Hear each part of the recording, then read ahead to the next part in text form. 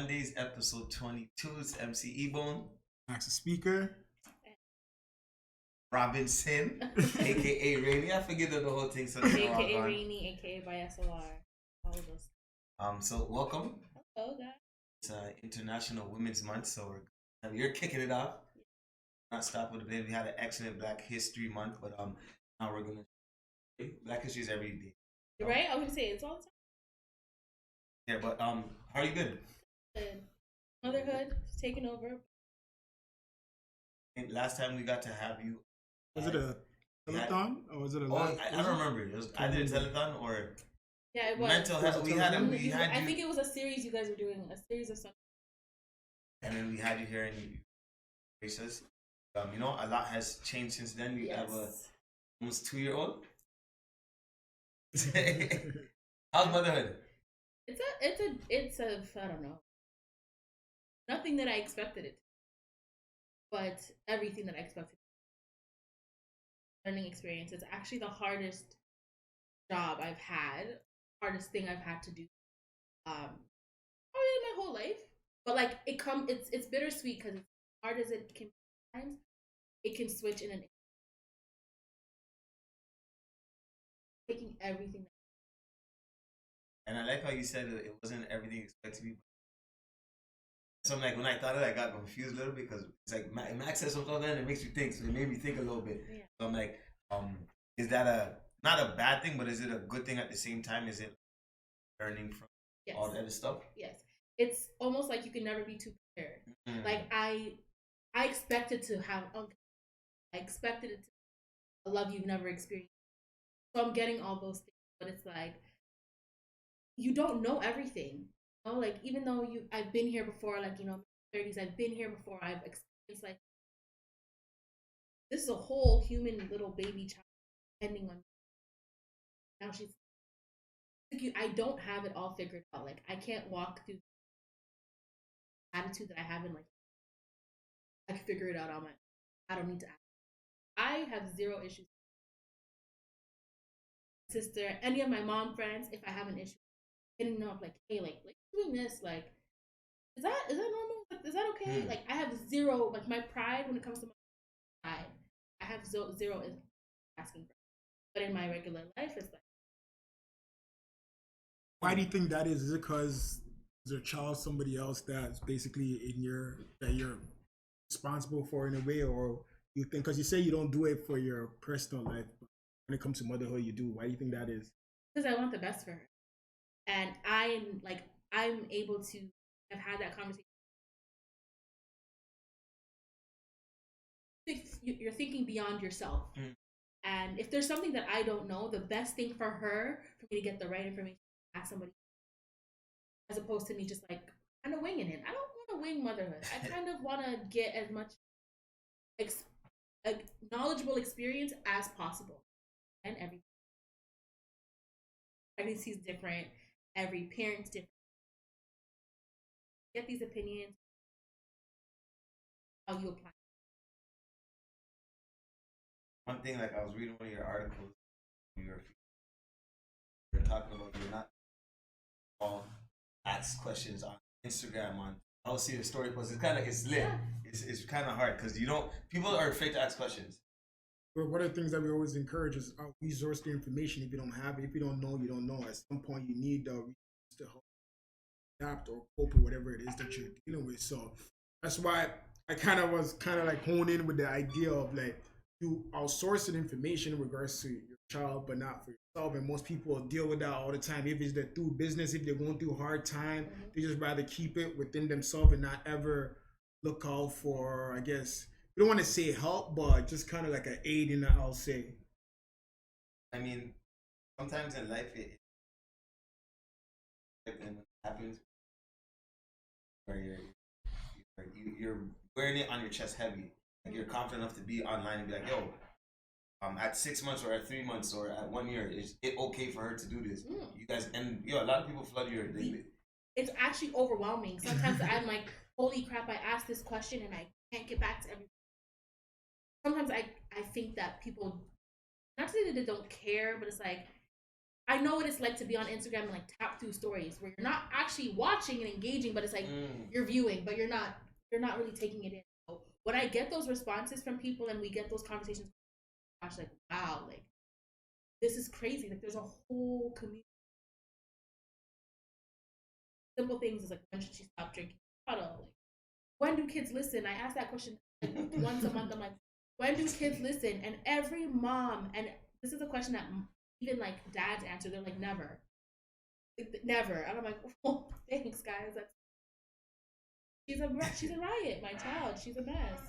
You know how it goes already. Our parents would say they get a little bit of that side from the parents, so you just have to figure out which side. My parents say that to me all the time. They're like, oh, bet your math. Exactly how you were. No, just to let everybody know, if you're here on the YouTube channel, please click the like button, hit the subscribe button. Yeah. Sometimes I realize one person was telling me, yo, I'm just soaked into the information. I totally forget. Like, I just watch it. I want to make sure that, you know, you guys subscribe. We're building, we're This is growing. when you can pause. This is when you can take the breather. Yeah. Like all. So, International Women's Month, when you hear about that, it's kind of funny because we're just talking about it's just everything. When it comes to International Women's Month, that like this month, you know, highlight what women, and it's good. Sometimes I think I kind of like that it comes after Black History Month because it's like we're so dominant. Like a black woman, I can say that, right? Like we're so dominant in what we're doing that, like I went to a game the other day and just listing a bunch of females that are doing great. I'm like, damn, like I was literally writing in my notes every female that came out because I'm like, yo, I'm gonna go on LinkedIn. I'm gonna go on LinkedIn. Look, I made a whole list. I'm gonna go on LinkedIn and find every one of these ladies. And I'm like, yo, this is crazy because that's actually a good idea. That's a really good strategy. Because in the professional world, everybody like LinkedIn. If you met someone, it take you serious. It's actually crazy. So, I'm not active on this act. Like if I actually took advantage of LinkedIn as. No, trust me, we have to, and even me. But I wanna, for the people who don't know you, please let them know who you are, what you do, what your title is, and then from there we will branch off to our different topics and questions. Okay, so my name's Sheraine Robinson. Close friends, family call me Rainy. I go by SLR as well, which is my brand and my initials. I'm a celebrity stylist, personal shopper, mental health advocate. I'm a mom. What else? My parents are Jamaican. I'm Jamaican.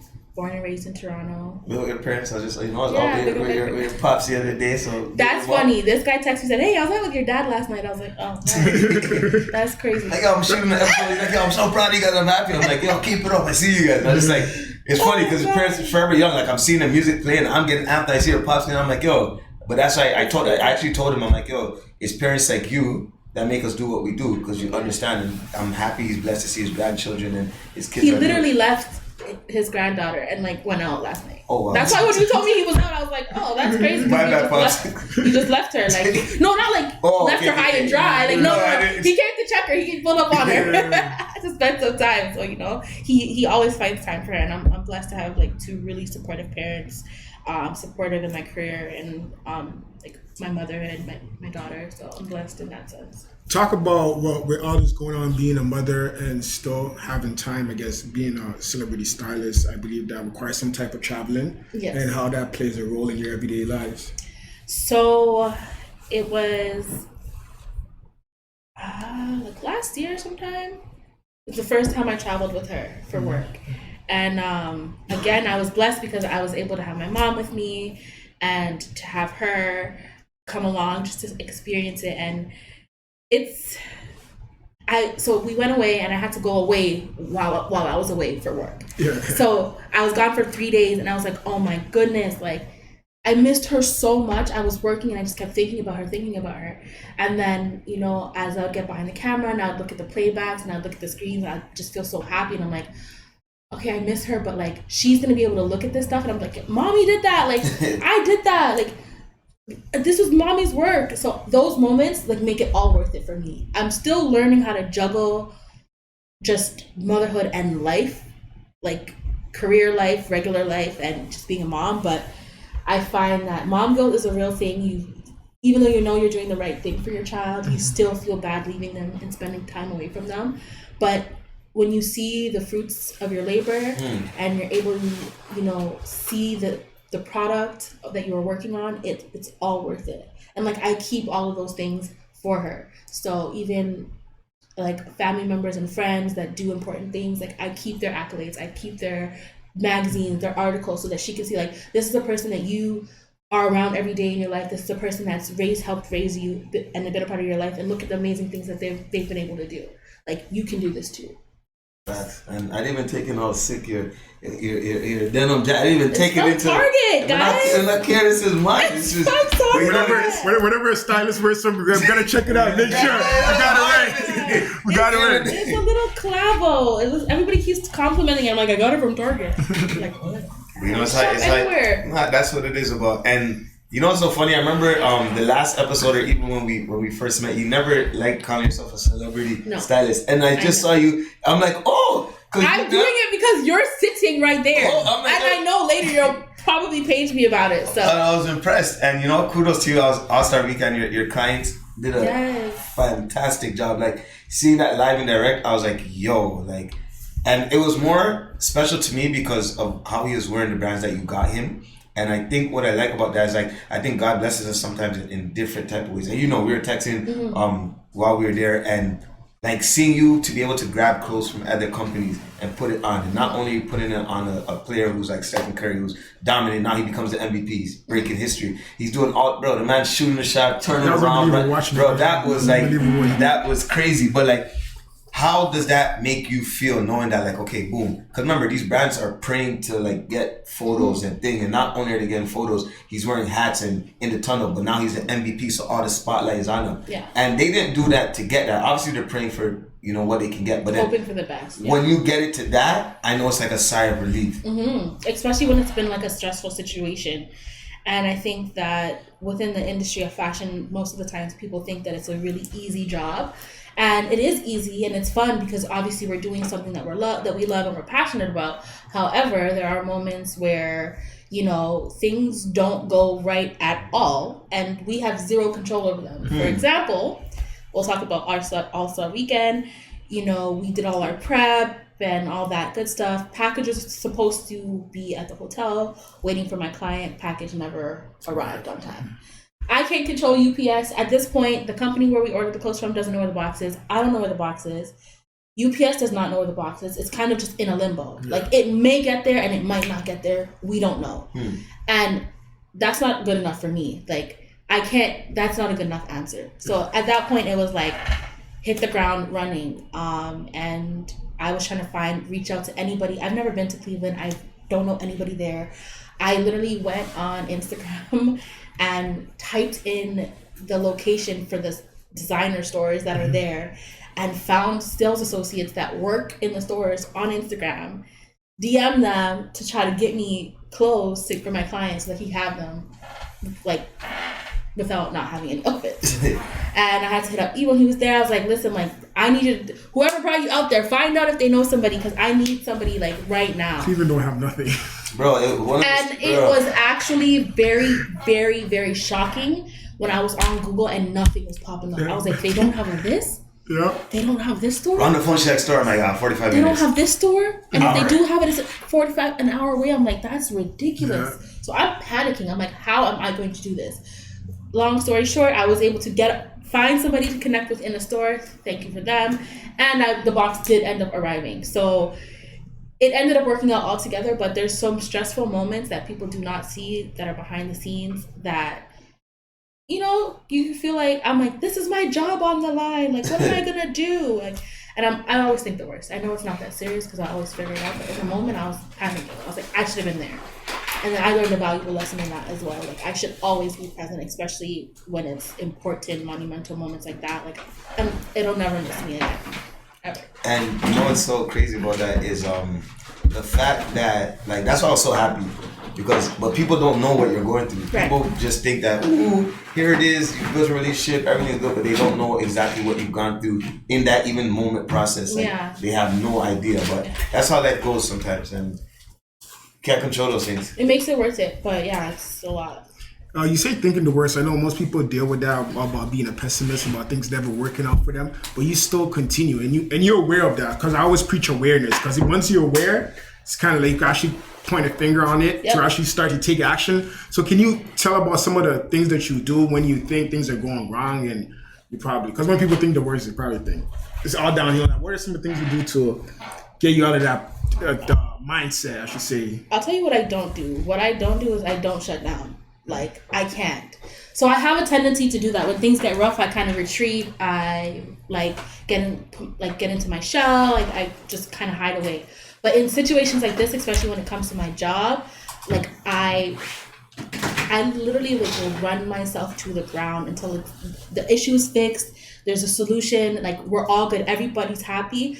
And like, I'll crash the next day. So like, after this All-Star thing, like I was up for probably like 48 hours, like for real, like being a mom, doing my mom thing and trying to figure this out within like 48 hours to make sure that things were good for the weekend.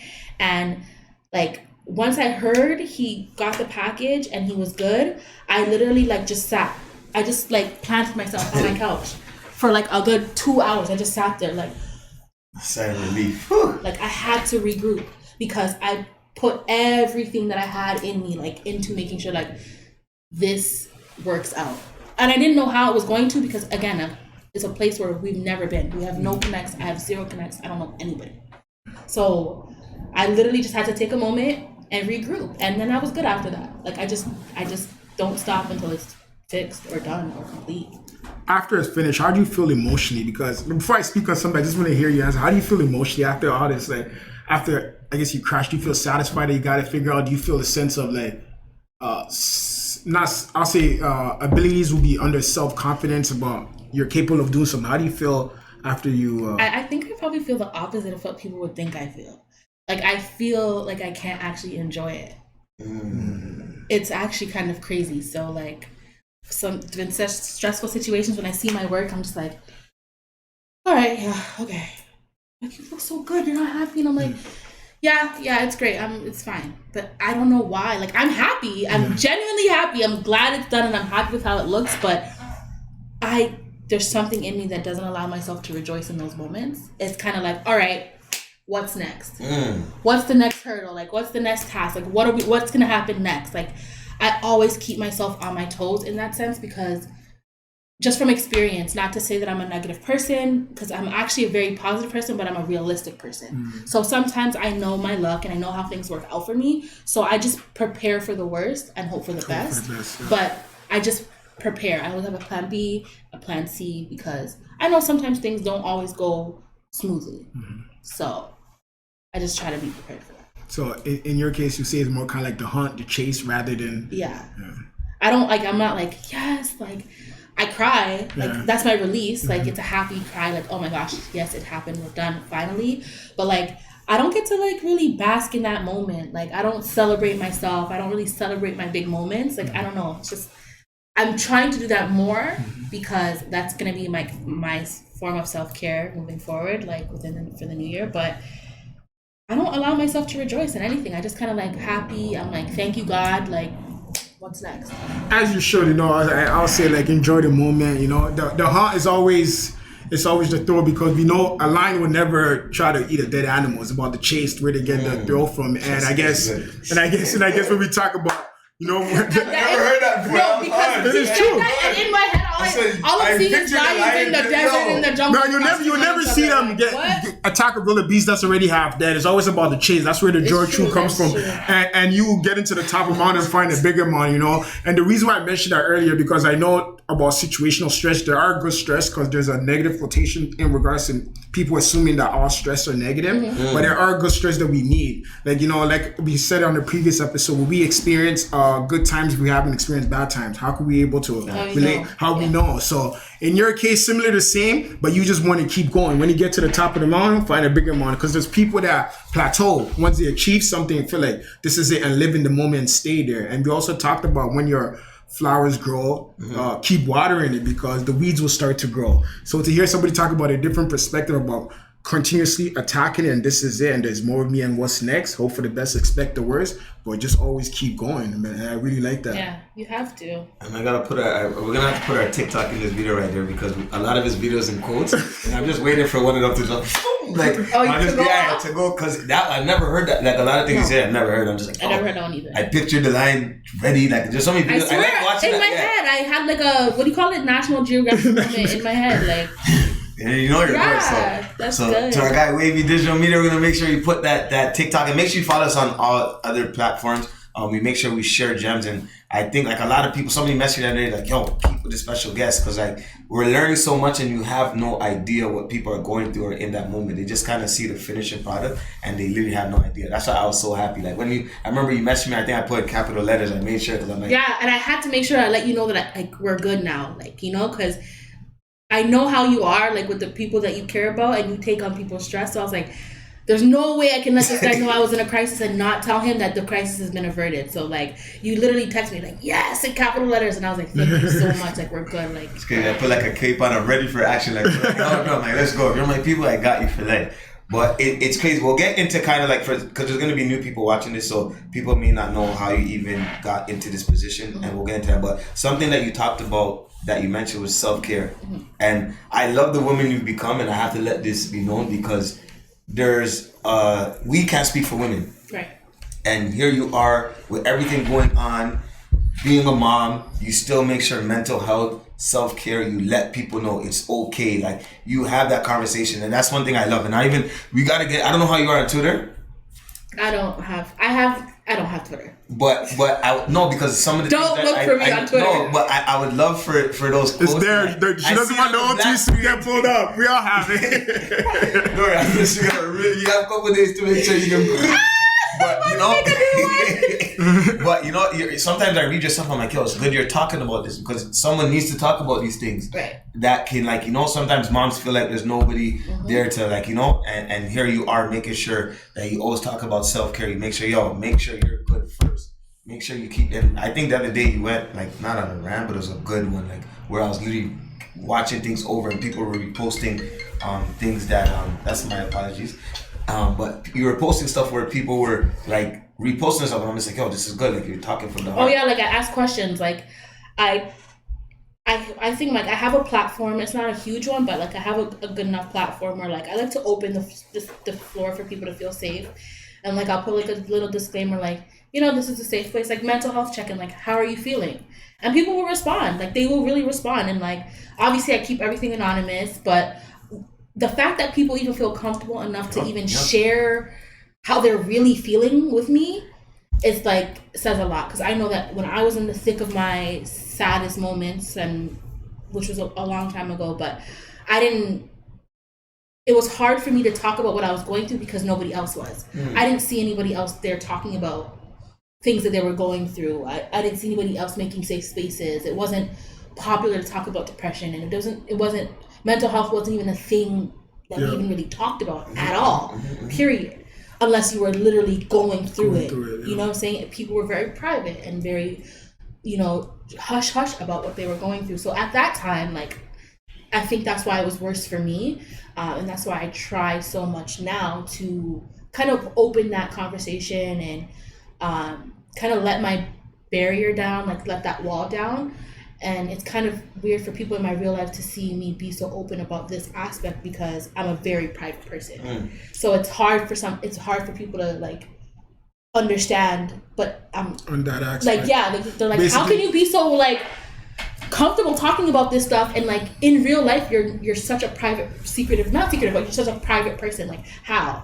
And for me, I just think that it's like, I know how important it is. This is something that reminds me of Brother Ebon said last week when he said, you want to be the person that you wish you had for your younger self, or wish you had 2 years ago, whatever you went through. So I totally get in that aspect. So it's not so much I'm becoming this public person, is that I'm becoming the person that I was looking for when I was going through this, and this may help others who are currently looking for this kind of person to share this story. So I mean, mental health is a topic, and I encourage everybody to share anything in regards, seek the right people. Like, there's this negative reputation with mental health about, I guess it's not just in our culture and history, like you'd be classified crazy or anything, you know, because my family itself also deal with mental health issues with family member of mine, so I know it's a thing that, and I'm also in school for psychology, so I know it's a real deal. So I always encourage people to talk about it, because some of these things that we know for a fact now, as over time you suppress it, and then it becomes beyond your control.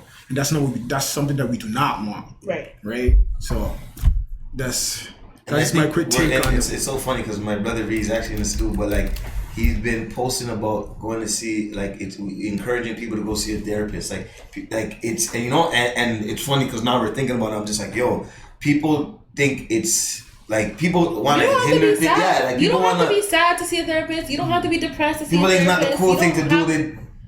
You don't have to. It's not a negative thing, and like it might not be for you either. You know what I'm saying? Like I had to shop around, I call it, till I found the right one for me. Because you don't vibe with everybody, and you're, depending on why you're there or what you're talking about, sometimes you're opening the darkest, deepest parts of yourself. So you have to feel that good energy with the person. So it's not going to work for you all the time, and I think that's something that kind of deters people, because they go once and they're like, oh, it didn't work for me. I didn't get the response I wanted. And it's like, forget about it. It's like, it is discouraging, but keep going, because you're going to find the right one, like, and it may or may not work for you, but I think it's important to try.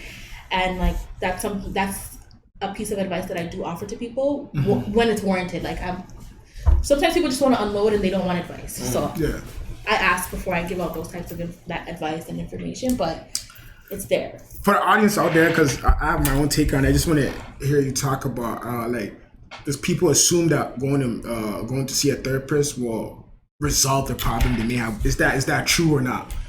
No, I won't say it resolves your problems, but from my personal perspective and my experience with it, it helped me to learn coping mechanisms and to learn my triggers. So once I knew what my triggers were, I was able to avoid them, kind of, in a way, or I was able to learn how to deal with them in a more effective manner. That would work for me. So that meant for me cutting off certain people, like cutting them off, like completely. Setting boundaries, because I had to set those boundaries, because that person was a trigger for me, So it's like, you gotta remove yourself. Certain situations and scenarios, people find themselves in the same situations over and over and over again. That's a pattern. That's something that can trigger you. You gotta cut that pattern out. So that's what therapy did for me. I was able to learn my triggers, and once I knew what my triggers were, certain things were not able to bother me anymore, because I knew what it was and I was able to avoid it. And then just like different coping mechanisms, like, meditation and like how to calm yourself and to like differentiate your thoughts. So like now I talk to myself in my head a lot, where I'm like, Sheraine, is it that serious? Are you having a moment, or is it that serious? And like, I'll weigh the pros and cons in my head, as opposed to whereas before I would have just been like, boom, gone off the handle, dashing things off the table. Like it went from 0 to 100. Now I can rationalize. I think before I speak. I think before I act. And like, those are things that therapy helps me with. That's exactly what I just wanted to state, because people are under the assumption that they'll get healed and they'll be forever be gone, but it's mainly through the coping mechanism, finding your triggers and being able to live with, I guess, what should I say? I'm trying to remember here about, we never really heal, we just learn to deal with it, and that's what it really is about. I just call it maneuvering through your madness. I like that. When you said 0 to 100, you obviously referenced Drake. Like you messed me up, because now you have me singing the song in the head. And you said that, I'm just like, oh yeah, we're back to Jersey, where I'll never forget, because when he mentioned you in the song in the freestyle with Heady One. I didn't know what you're talking about. And when I called you, she didn't even know that Drake had mentioned her in the song. That's dope. I was like, what are you talking about? He's like, you didn't hear it? No. And I was going crazy. I remember running. I'm like, yo, wait, what did you say? You sent me bare fire emojis, and I'm like, what happened? I'm like, what happened? Like, all I seen was more emojis, and I don't know what happened. I just know, I wasn't expecting it. But here we are now. Look, 2 years later, and because that was just when you turned mommy, and here you are 2 years later, Gosh. I've seen Blake grow up. It's kind of, because like we've watched it. We're family, we're friends, so I get to watch it on the story, and it's funny. She's turning into an incredible, beautiful, young, smart girl, and sassy. We're proud of you. I'm proud of you. Thank you. I'm proud of you. I know it's not easy. I'm about to say, as no lie, we came from 2014 when I seen you literally at the computer desk and remix project, just putting clothes. And I was watching her. I'm like, yo, what is she doing? Like, but she's hard. Like, it was just she was literally, you know. Can you take it back to nobody actually understood. Nobody actually understood her. Everybody said the same thing. They're like, I would just see you on the computer and I would just see lots of clothes on the screen, but I never really understood what you did. A lot of people don't even, like, I didn't even know that there was a career in fashion, or like, not a career in fashion, a career like in styling. I didn't know that like that could be it for somebody at the time. I just knew I loved clothes. I liked looking good. I liked putting things together. Like, I liked helping other people do that. So yeah, what remix project. And this was kind of like, probably a couple months or a couple weeks after I got into the remix project was the first time I had to travel to work. So I was like kind of doing remix and traveling at the same time. And it was like, I was literally thrown into it. So I would just like pull clothes off different websites and like literally copy and paste them on Photoshop onto like a board and create an outfit, which I would just call like a layout. And I would post them on Instagram and like people would just be like, this is cute. Like, then people would start messaging me like, it's my birthday, I need an outfit, can you help me put one together? And like, that's literally how this whole thing started. Besides like dressing myself and like playing in my own clothes, that's that, like, the long story short, that's literally how all of this started. So do you still do that, or you just strictly style celebrities? No, I still work with everybody. Like, I will style anybody, you know. And that's a segue to my next question. So talk about humility and just being humble, because some people are just working with celebrities out of the room. Like, they won't even give certain people the time of the day. That's why you say you still work with just everybody's great. So just talk about where you are now and just being humble, showing humility among all of this to keep going. Like, I just like working. Like, I just love I just love playing in clothes. Like, I just love fashion. So it's like, for me, any opportunity, like, I'm not to say I will take every opportunity, but I'm gonna listen. Like, you know, I'm gonna get you that consult. We're gonna be able to have that phone consultation. Like, what are you looking for? What do you want? Like, am I even the right fit for you? Like, can I help you? Do you have the right resources? Like, those types of things. But I think I'm just hungry to just always learn more. I'm self-taught. Like, I didn't have any mentors. I didn't intern. I didn't know anything. Everything that I know about this industry, everything that I've learned, every connection that I've made, it's literally been built from the ground up off me just doing good business, being a good person, you know, and like holding those connections to a high standard. Like, I treat those connections and those contacts like very near and dear to my heart, because I built those, you know? Yeah. So I think that it's just, I'm just always ready to work. Like, so it doesn't matter to me. Like, and I don't, in the beginning, I hated even calling myself a celebrity stylist. Like, I didn't even like saying you won't always get you out your shell. Yeah, I didn't even like saying the word. We went to Fashion Week and like, he was like, go talk to people. And I was like, he's like, go. And I'm like, no. And then he would be like, hey, amigo, like, this Sheraine, we're from Toronto. She's a stylist. And yeah, get up with her. Like, oh, who's your manager? All right, cool. Let's go get their number. And I'm like sitting there like, how do you do that? Because I just didn't have that in me. Like, I even was trying to be a stylist without showing my face. Didn't want anybody to know it was me. Like, I don't know. It's just, I don't like the limelight. I don't like being in the spotlight. So I think that is what helps me to remain humble. And you know, clearly you're doing a great job. You've had, you know, magazines. You've been featured on TV out in the city, CTV. You know, so I think those reminders actually help us to know that like we're doing what we need to do. And clearly, you know, God's been blessing you in your path. And over the years, obviously, business etiquette, like we learn from everything that we've gone through. And it's a beautiful thing to see your friends strive.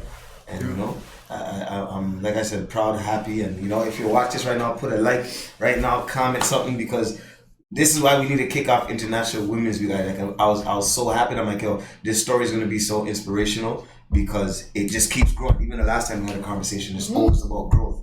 And that's the thing about life too, it never stops.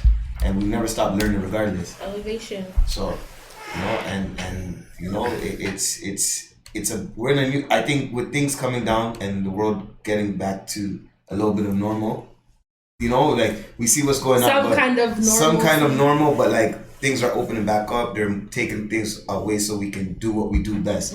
Because I remember in the beginning of the pandemic, it was you talked about it being hard. Like when you're used to traveling and going here, and now you can't go and everything's stuck. It's like, yo, what's going on? Yeah, like that alone was like, I had to like talk to myself every single day, like out of a depression, because I was like, I was was used to just getting up and going. I'll be gone 2-3 times a month. I'll be gone for 2 months at a time, 3 months at a time, and then boom, just got on top of being pregnant. Then it's like pandemic, so I was like double lockdown. So it was a lot for me. So it was really hard, and I had to figure out ways to maneuver my business to work for me so that I could still generate an income because I wasn't traveling as much. So I had to learn how to run my business effectively and efficiently online. And this is where the issues come in with tracking and shipping, because I'm not physically there to go to the store and shop and drop them off to your house like I usually would, or, you know, facilitate those things. So that's where we run into issues like that. But it happens rarely, but when it does happen, it's super stressful. But I just have to learn how to roll with the punches. So now things, hopefully, things will be back to normal. Whatever normal is. Whatever normal is. That's why I keep doing this, because it's a new normal. It's not whatever our normal was like 3 years ago. Like, it's not the same anymore. But we're gonna have to figure out what the new normal is and adjust to that.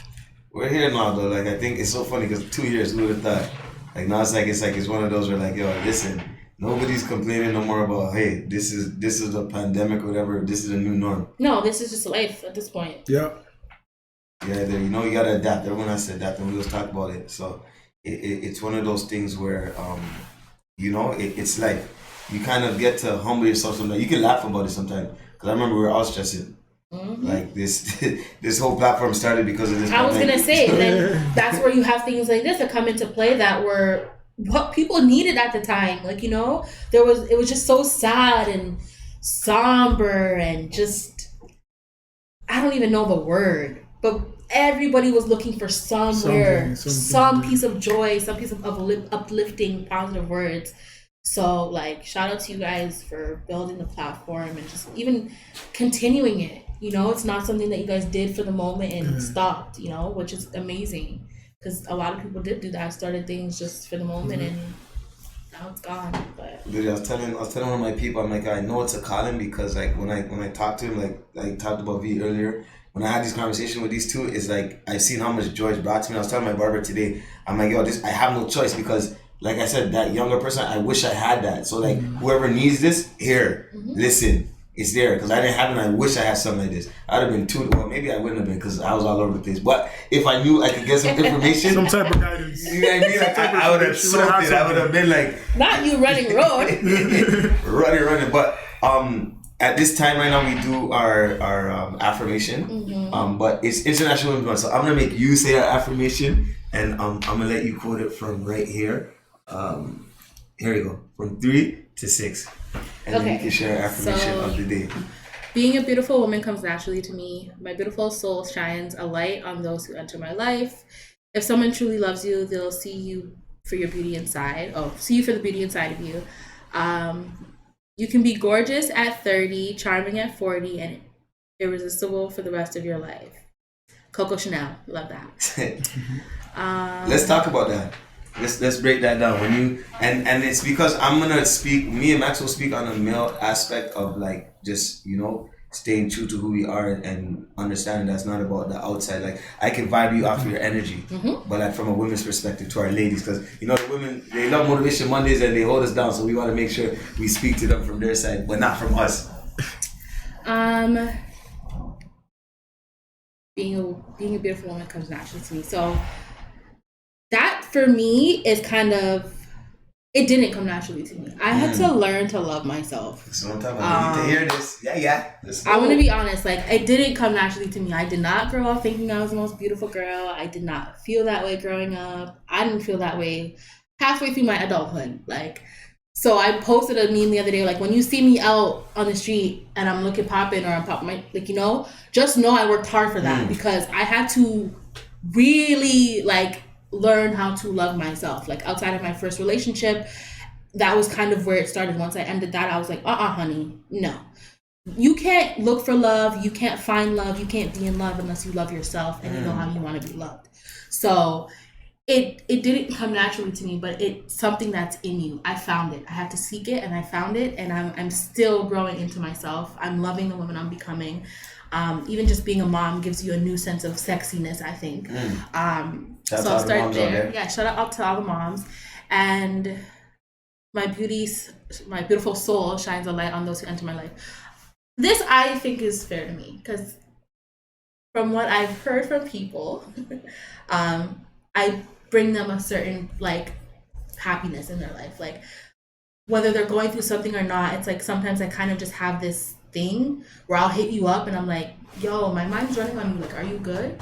And I promise you, like 9 times out of 10 when I do this, that person's like, that is so crazy because I'm actually going through something. And because I'm so open about what I go through, it makes it easier for them to be able to open up and talk to me. So I would say that I am a light in certain people's lives. And like, I take that very near and dear to my heart. It's something I'm very prideful of. So if somebody truly loves you, they'll see the beauty inside of you. Yeah, that's fact. If somebody loves you, they'll just love you for who you are, regardless. Like that doesn't mean that they're gonna be a yes person to you, but they're gonna love you regardless. They'll love you through it. They'll give you the right advice. They'll tell you when you're wrong, but they're gonna love you through it regardless. And you can be gorgeous at 30, charming at 40, and irresistible for the rest of your life. Age is nothing but a number. I mean, you know, like 30 is a new 20. I used to think 30 was old, and I'm in that range, and I'm like, I'm not old. Don't call me old. Only thing that you get is you get older's responsibility. Nothing else. Yeah, adulting, and that sucks. Like I wish I could get old. I wish I could get old without the bills. Like, I wish. You feel the same. Yeah. And, you know, your body might not react the same, but feel the same. Slow down. Pause. And I just try to tell my daughter that too. Like in the mornings, I will recite like, I'm kind, I'm smart, I'm beautiful, I'm brave, I can do anything I want. And then we just end with the I love you. And that's how we start our mornings most days. And those things is like... Yeah, I encourage our parents to do that because we know about how the first 7 years is when your child's brain is programming, how important that is because, you know, people may feel like this is something that you build within yourself, but it's actually how you bring up your child as far as how they feel about themselves. And people's opinion of you doesn't define who you are. So with that message about women, it's not just women, it's about human, all individuals. Like whatever is within is more important than what others think of you on the outside. So it's just always, you know, see yourself at a higher standard like anybody else sees of you, right? That anybody else expects of you. My daughter has a really unique birthmark on her face, and when she was born, like, so like, obviously you like, it was like I love her, like yes, oh my god, cry baby. But then I looked at it and I was like, oh my gosh, I was like, is this like a birthmark or is this gonna go away? We weren't sure. They weren't sure. We weren't sure. Mm-hmm. And I just kept crying and I was just like, what if kids are mean to her? Like she was a little couple hours old and I cried and I was like, what if people are mean to her? Mm-hmm. And then I got angry because I was like, I'll go to school. Like, you know what I'm saying? So that is why I try to, like, as she's gotten older, it's evened out and it's not that noticeable. She's beautiful and I love her birthmark. It makes her who she is. It makes her unique.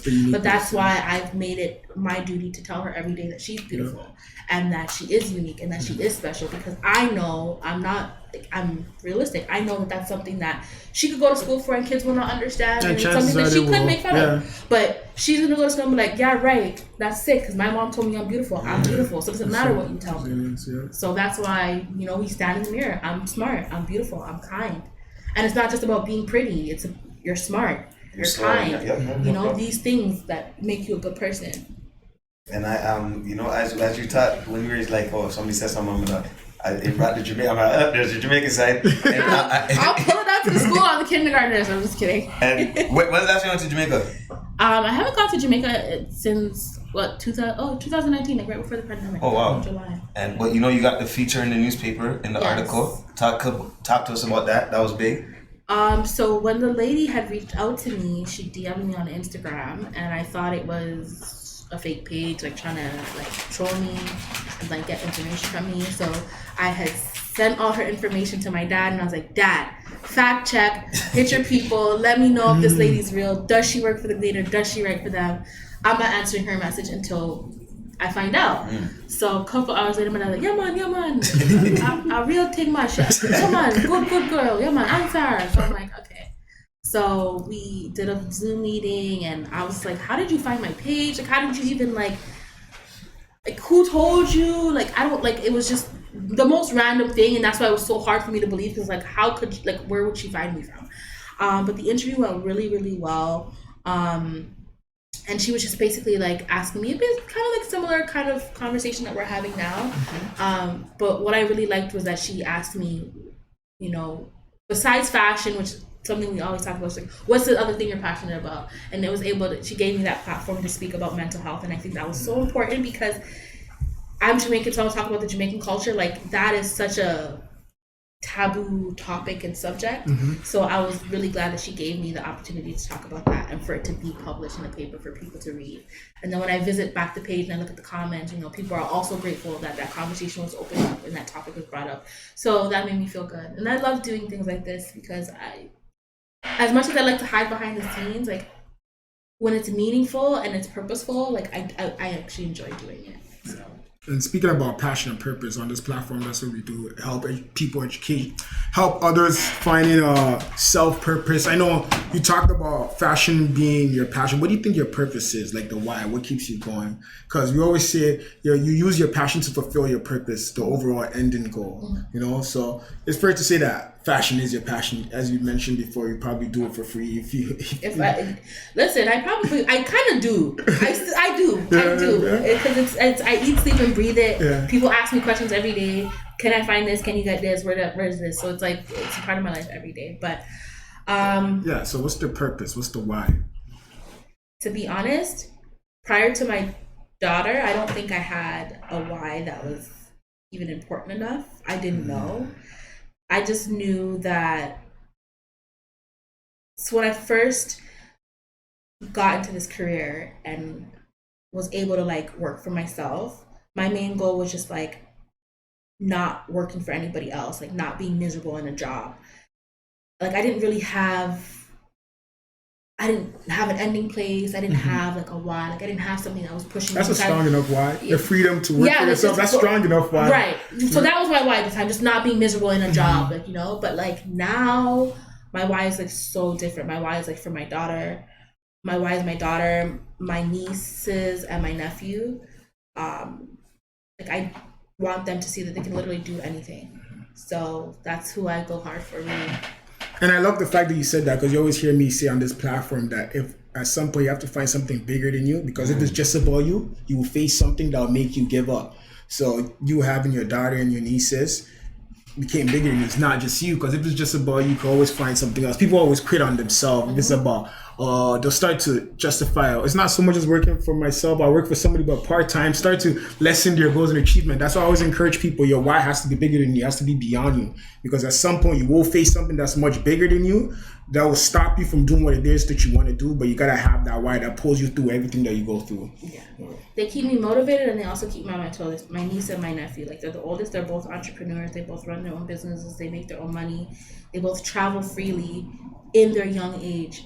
And I'm like, how did you go away? My nephew just went to the Bahamas. I said, you're going away? I'm booking a trip too. Like, they keep me on my toes, you know what I'm saying? And like, I'm so proud of them, and they keep me on my toes. They inspire me to just keep going and to do better. So we can all be rich together. Like, we're all going to be on the PJ one day. That's what I keep telling them. We're all going to be on the PJ one day.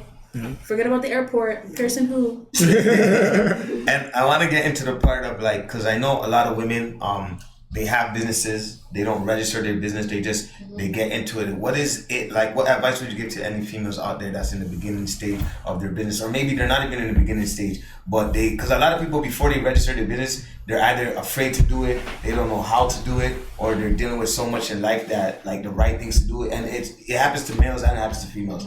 But like, what advice would you give to someone that is going through that? So my advice, well, I think I kind of hit the ground running kind of fast, because I registered my business when I didn't even know what I was doing. Like I was just like, I want to do everything right. Let me just go register. Like wasn't making no money, didn't do nothing. So I would think my best advice would be to do a lot of research. If you can't, if you don't, and if you can't, find a mentor.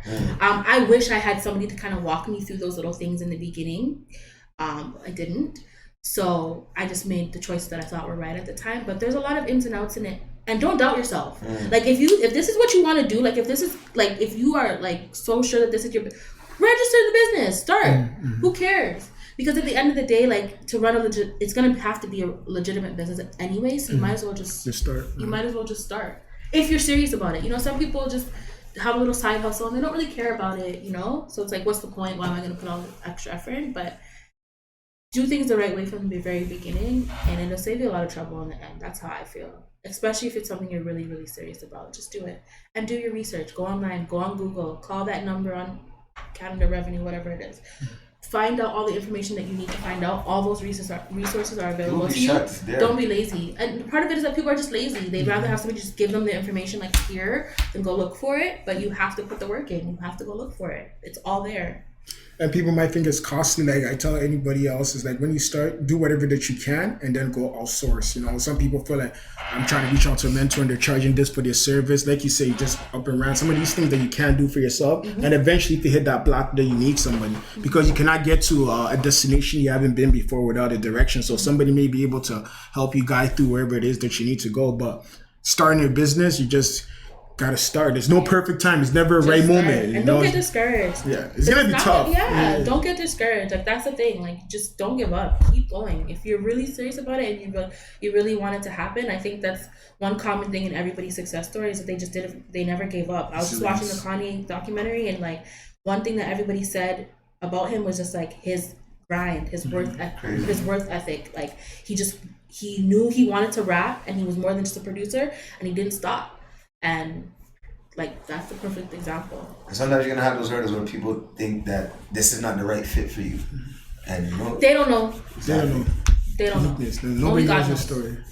And the two things before we wrap up. One, if you could tell your younger self any advice, what would it be? And then, what does fashion mean to you? Why is it so important, especially entrepreneurs or like anybody looking to make a name for themselves to look their best?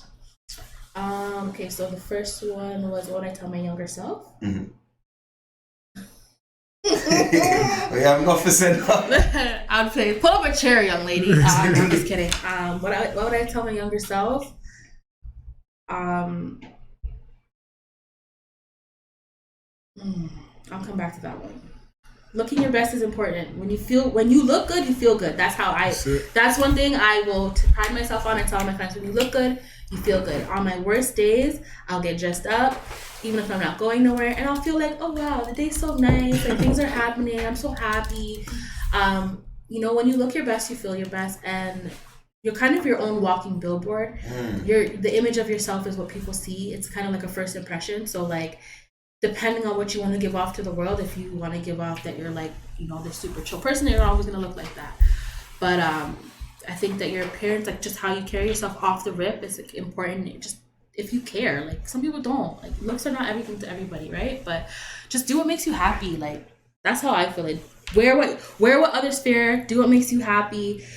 Like dress your best at all times. Like just do whatever makes you happy. Wear whatever makes you happy. Like as a stylist, I don't style people for my style. I style you based on how you want to feel. If you want to spend $1,000 on tracksuits, I'm gonna get you $1,000 worth of tracksuits, but they're gonna be the nicest ones, and they're gonna be nice and different than everybody else's. But that's how I operate. Whatever makes you happy, I'm just gonna try to help make you feel better about yourself. That's it. And I'll throw in that Deion Sanders line here is something I thought about. He said, if you look good, you feel good. If you feel good, you play good. And if you play good, they pay good.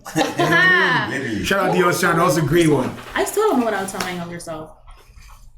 I would tell my younger self, don't give up. Ladies and gentlemen, that wraps up episode 22. We are here with Sheraine Robinson, BySLR's very own. Let them know where they can find you on Instagram. You can follow me at BySLR on Instagram. And it's your boy, Max the Speaker. Thank you for tuning in. And you already know, making the uncle cool while realizing it's you versus you. Make sure you like, subscribe, and tune in for more. All right, see you guys next week.